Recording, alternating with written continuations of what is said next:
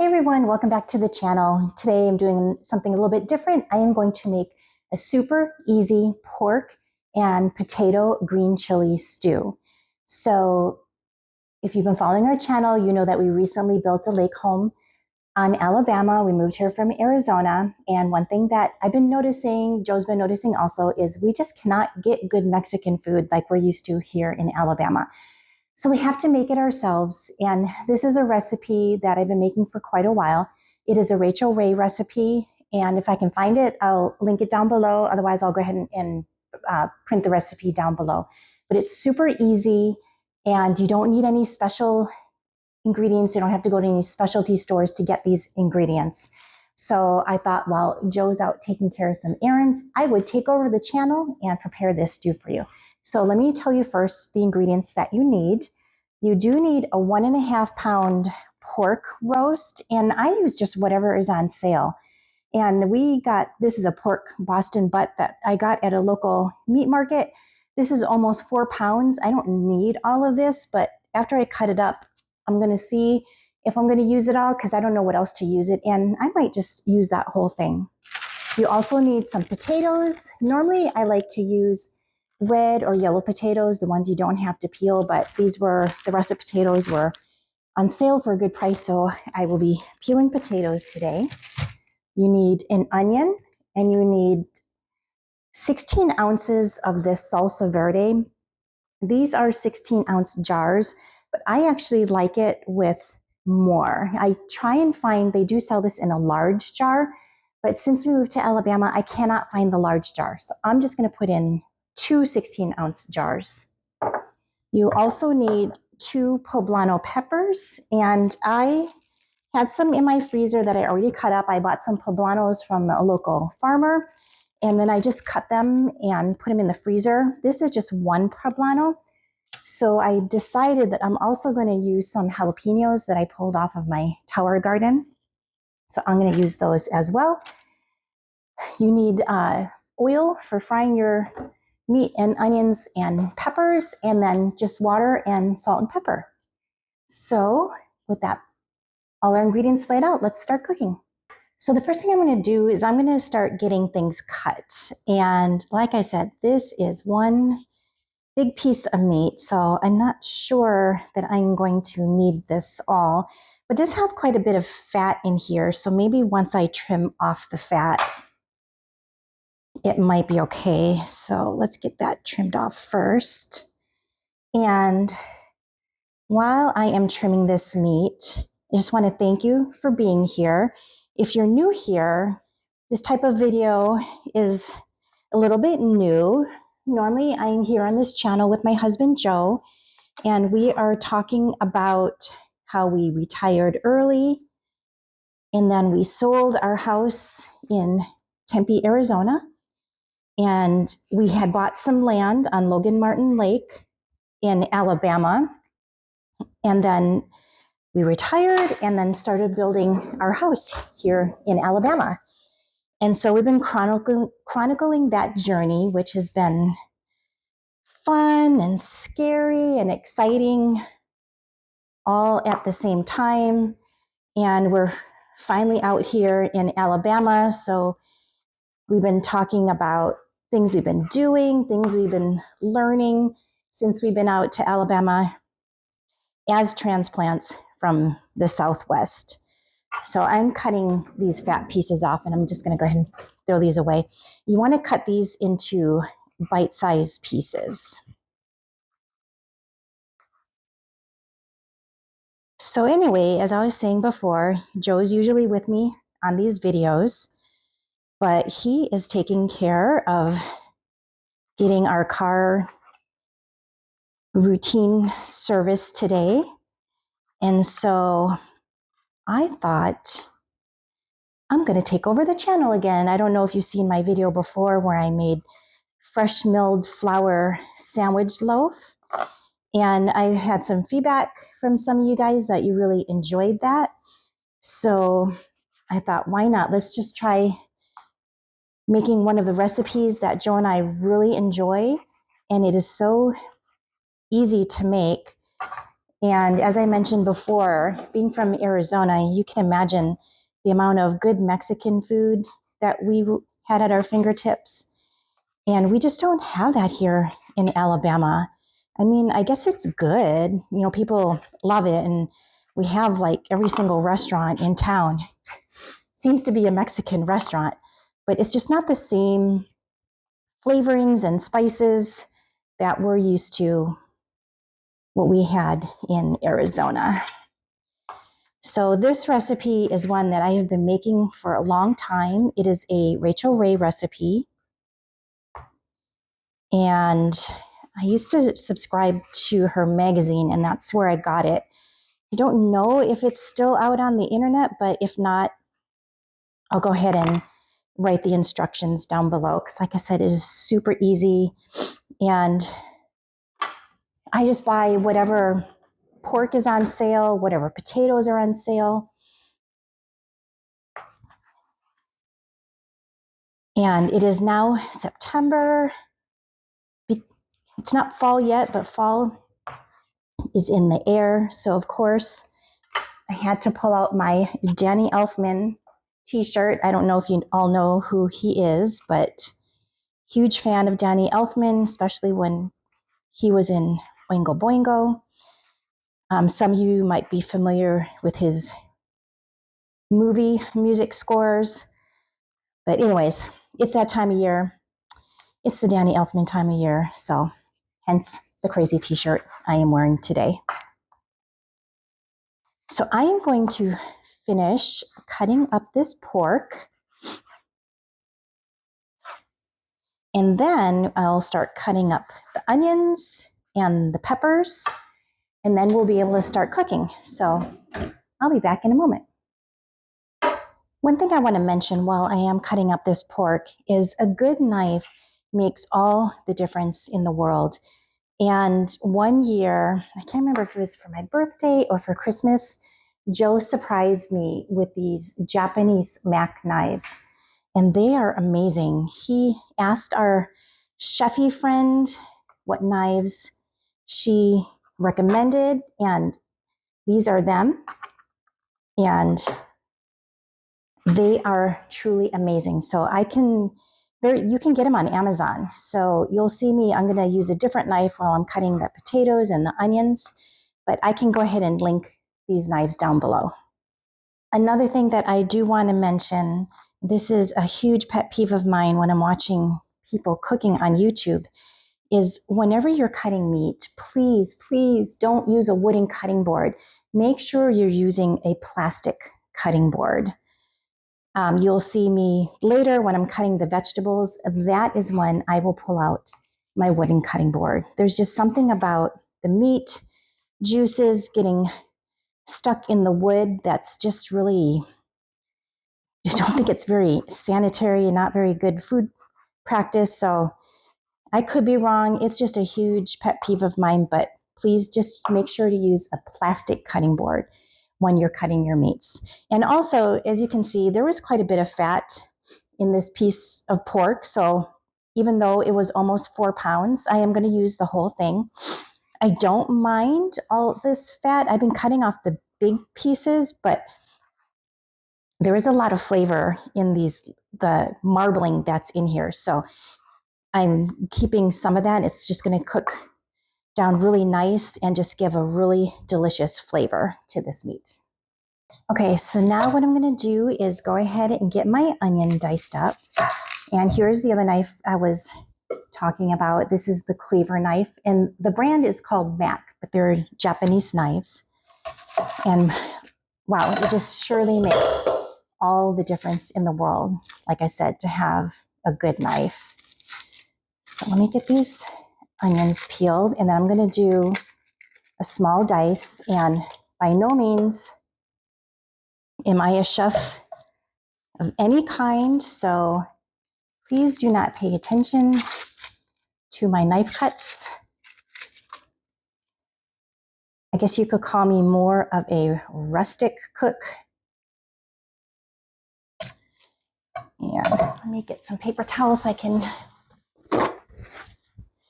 wipe these onion hairs off of here. And then I'll show you how I cut an onion.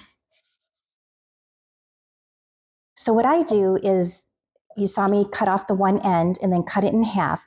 And now I just slice through the center here. And then I make cuts through the onion.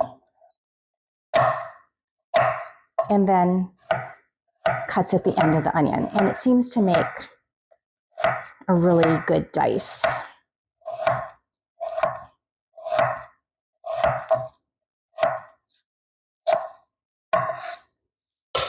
Let me get a little plate to put these on so I have room on my cutting board.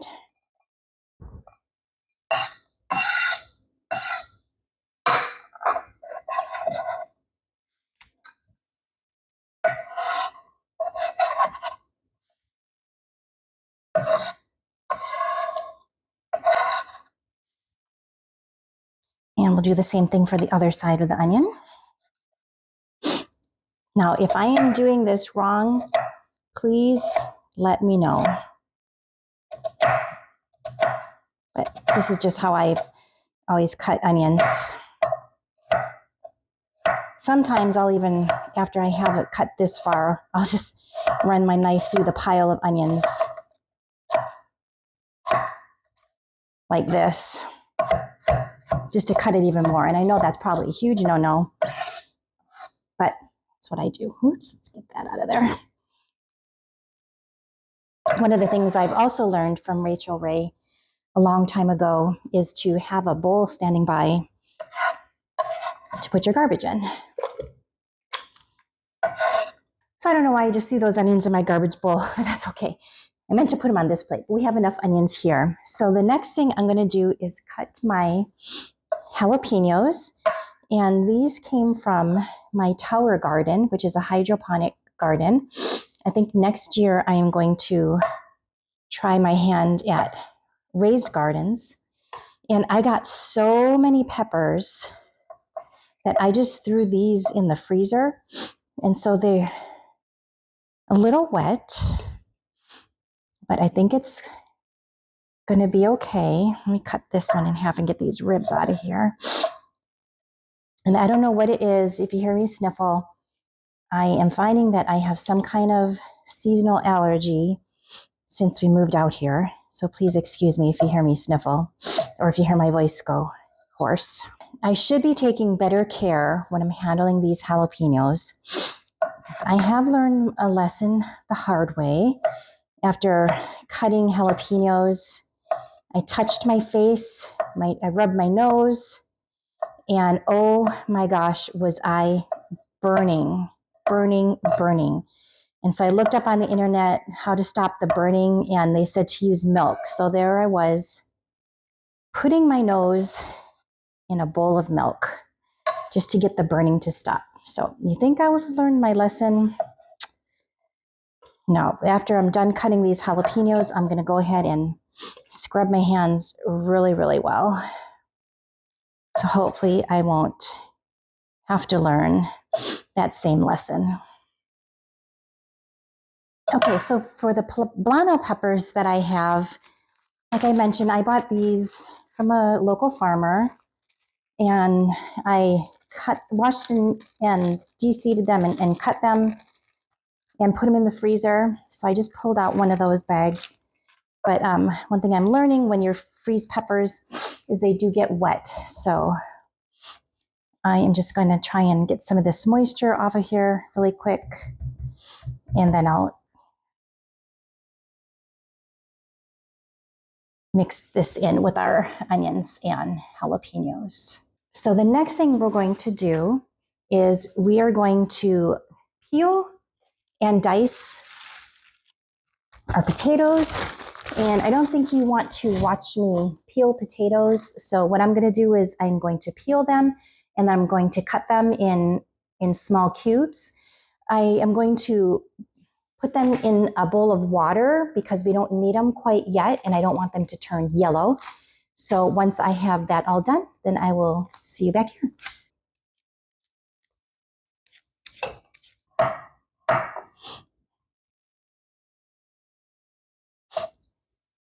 Okay, so I got the potatoes all cut. I cut about 4 potatoes, and that should be plenty for the stew. And I have my pan heating on the stove, and I'm gonna go ahead and add 2 tablespoons of canola oil or vegetable oil or whichever oil is your preferred method for sauteing peppers and onions. And while that oil is heating up, I just want to tell you, I normally would have made this in my enameled cast iron Dutch oven, but after we moved out here, my old pots and pans just weren't cutting it. And Joe's like, we cook way more here than we ever did before. So he encouraged me to get a really nice set of pots and pans. And I know it hurt a little. It hurt me a little because I'm cheap. But I went ahead and bought the Hexclad pans, and it was an amazing purchase. I have no regrets whatsoever.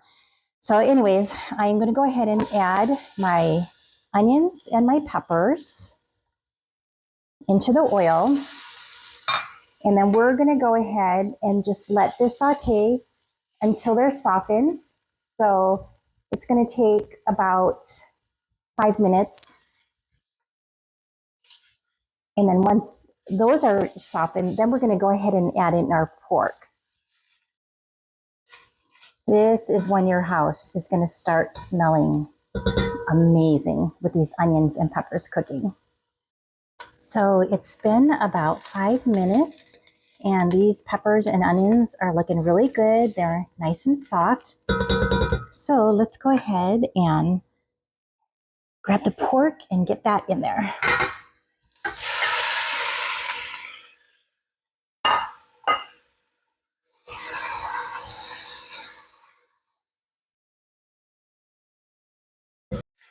I'm going to go ahead and get some salt and pepper in here. And then we are going to let this brown for about 5 minutes. This is actually going to be our dinner tonight. And it doesn't matter that it is only 1 o'clock in the afternoon and I'm cooking this, because this reheats beautifully. And it's almost even better the second day. So I figured I'll go ahead and cook this up while Joe's away doing the errands. And we have plans tonight. We actually got invited to go line dancing. So that should be interesting. So I don't know, we're going to need to have a quick dinner tonight. And rather than going out to eat, we might as well make this stew that just reheats beautifully. So I'm going to go ahead and let this brown for 5 minutes, and then I'll bring you back. So this has been going for about 5 minutes, and it's looking pretty good. It's not going to get a crust on it because there was moisture from the onions and the peppers. So we really just want to get a brown coloring on it, and then it's going to braise in the liquids, which will really make that pork tender and juicy. So let's go ahead and get in our other ingredients. So now we're going to go ahead and add our tomatillo salsa. You don't have to drain it or anything. And I'm going to go ahead and put both of these jars in there because I just love the flavor. And then we're going to add 2 cups of water. But what I'm going to do first is I'm going to go ahead and pour, just a little bit of water in these jars so we can get out all that goodness.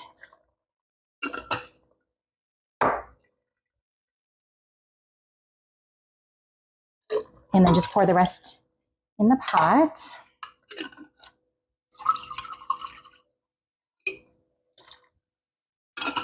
And you go ahead and give that a little bit of a stir. And then we're going to go ahead and add in our potatoes. It is smelling so good in here already. I have the potatoes over here. All I did was I put some water in this bowl and I put my potatoes in a colander and just let some of that water drip out. It doesn't have to be totally dry because we just put water in here. So I'm just going to go ahead and add these potatoes. Give it a stir. And now what we want to do is bring this to a boil. And then once it gets to boiling, then we're going to partially cover it. And then we're going to simmer it on low heat for 40 minutes. And that's it. So this is boiling really nicely. So I'm going to go ahead and turn down the heat to medium. And I'm going to cover this. And we're going to let it cook for 40 minutes. And the pork is just going to braise nicely in this liquid and become buttery and soft and oh so yummy. So I'll see you back here in 40 minutes. One thing you want to make sure you do every once in a while is come back and give your pot a nice stir during that 40 minutes. Now, if I was cooking this in my enameled cast iron, I would have some stuff stuck on the bottom, but these hex-clad pans, nothing sticks. So I, from now on, am cooking my stews in this pan. So after 40 minutes, the stew will be done. Make sure you test the potatoes for doneness. Also take a test to make sure, a taste test to make sure your seasonings are okay. And I have a special guest here who's going to take a taste test for me. I need to give this a taste test as well since I've been smelling it while it's cooking. It's really hot.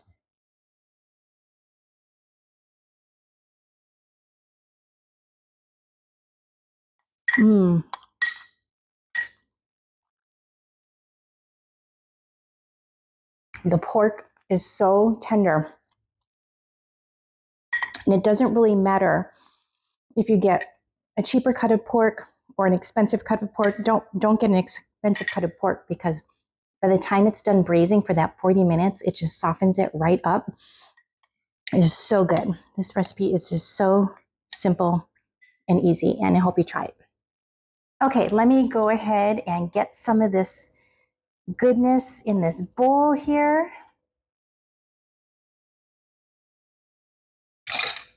Let me clean off the side of this bowl. And what I like to do is top it with cilantro, but unfortunately I do not have any cilantro, but I do like to also top it with some shredded cheese. And let me go ahead and get a spoon. And I have my special guest here to taste it. The house smells amazing. It is really hot. It's really hot. That's good. I'm a lucky man. I love you. I'll see you later. I'm going to eat the So that's it. It's super easy. I hope you give it a try. And if you do, let us know how you like it down in the comments. And until then, we will see you in the next video. Bye.